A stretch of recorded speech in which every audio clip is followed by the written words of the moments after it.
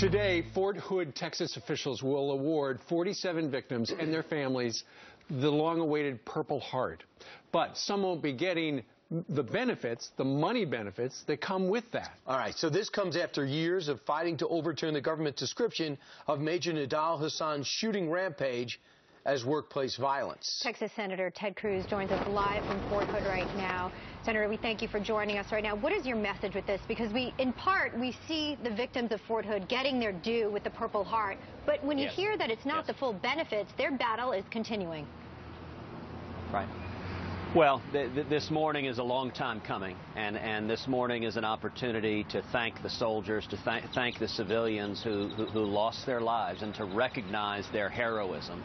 Nidal Hasan murdered 14 innocent souls and injured over 30 people. And for 5 years, the Obama Defense Department has unreasonably characterized that terrorist attack as workplace violence. It makes no sense. Right. I serve on the Senate Armed Services Committee, and so I was very proud to introduce legislation to change this, to allow and to require the Purple Hearts to be awarded this morning. And I'm very proud that I was able to bring together Republicans and Democrats on the committee to pass that legislation over the active objections of the Obama Pentagon. It shouldn't have taken 5 years. This should have happened 5 years ago. Senator, you said the Obama Pentagon. You know, every time the Obama administration is asked why this happened, because, well, that was the Pentagon. Are you saying politics played a role in this delay? Well, what has been consistent for 6 years is that this president and this administration is unwilling to acknowledge radical Islamic terrorism for what it is. It's not an isolated problem. They won't call Nidal Hasan, who's communicated with Anwar al-Awlaki, a known radical cleric and Islamic terrorist. He asked about the permissibility of jihad against his fellow soldiers. When he walked through murdering soldiers, he yelled out, Allahu Akbar, and yet the White House refuses to acknowledge that they will not even use the words radical Islamic terrorism. It makes no sense, and it's dangerous for this country.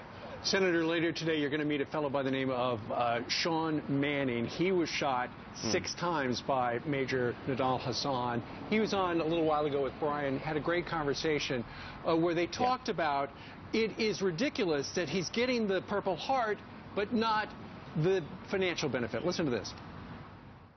I think it's almost unheard of for someone to receive the Purple Heart and not have their injuries classified as combat related. And the fact that you have an al-Qaeda-inspired terrorist attack that we were shot in, and that's not combat related, I think is just ridiculous. It is ridiculous. And doesn't this really rest at the feet of the commander-in-chief? I mean, you helped pass the legislation, getting them the Purple Hearts, but now we got to get them the money. It is outrageous and it's indefensible. One of the reasons we fought so hard to pass the legislation to require the Purple Hearts to be awarded is precisely so that these soldiers get the benefits they deserve. And I intend to reach out to the Secretary of Defense personally. Enough games. 5 years is far too long. We need to acknowledge the heroism of these soldiers, and it's my responsibility to fight for 27 million Texans every day in the Senate. And I will continue to fight until every one of these soldiers receives the benefits they deserve for standing on the front lines against terrorism to defend this nation. That is a great promise to them, and we're actually relieved to hear that you will continue that fight. Please do.